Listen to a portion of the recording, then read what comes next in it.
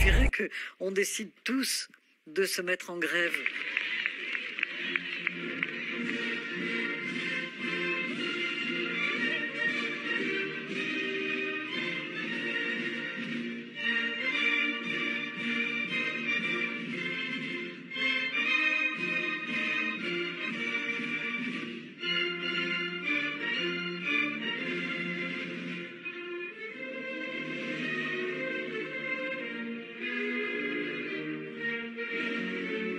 Ce que vous avez devant vos yeux, c'est l'incarnation de ce qu'on appelle la militarisation du maintien de l'ordre, c'est-à-dire qu'il y a un effacement progressif de la frontière entre une opération de maintien de l'ordre et une opération de guerre.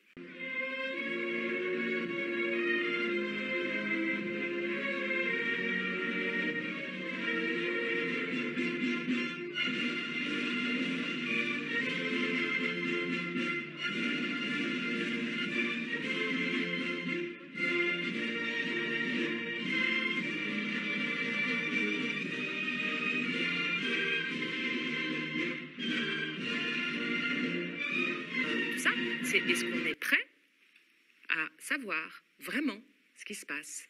Ça suppose une sorte de courage moral qui n'est pas réparti en fonction du degré de certification.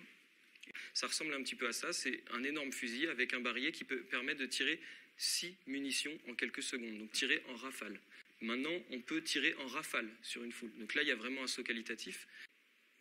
Ils ont en mémoire la Révolution française, ils ont en mémoire tous les grands mouvements, ils ont en mémoire 1936.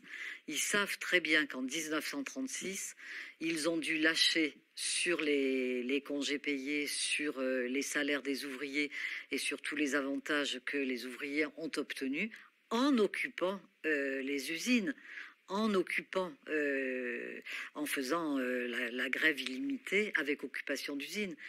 Ici, on a la tristement célèbre GLI F4, la GLI, donc, qui porte très mal son nom puisqu'on l'appelle grenade lacrymogène instantanée. En réalité, c'est une grenade explosive, c'est une arme de guerre qui contient du TNT. Il suffirait qu'on décide tous de se mettre en grève, les ouvriers, les dockers, tous ceux qui conduisent les moyens de transport, enfin, on s'arrête tous de travailler, tout est bloqué, ils ne sont plus rien.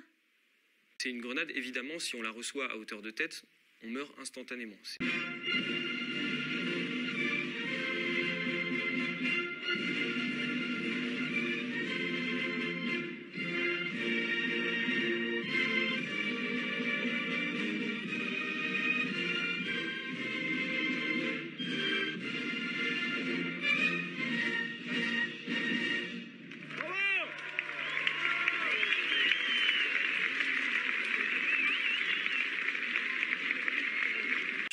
Je veux espérer que le dérèglement climatique va permettre l'interconnexion de toutes les inégalités et va permettre à la conscience de classe de se généraliser et de se dire mais c'est pas possible, c'est pas cette petite caste qui va nous tuer, parce que finalement au final avec le dérèglement climatique tel qu'il s'annonce,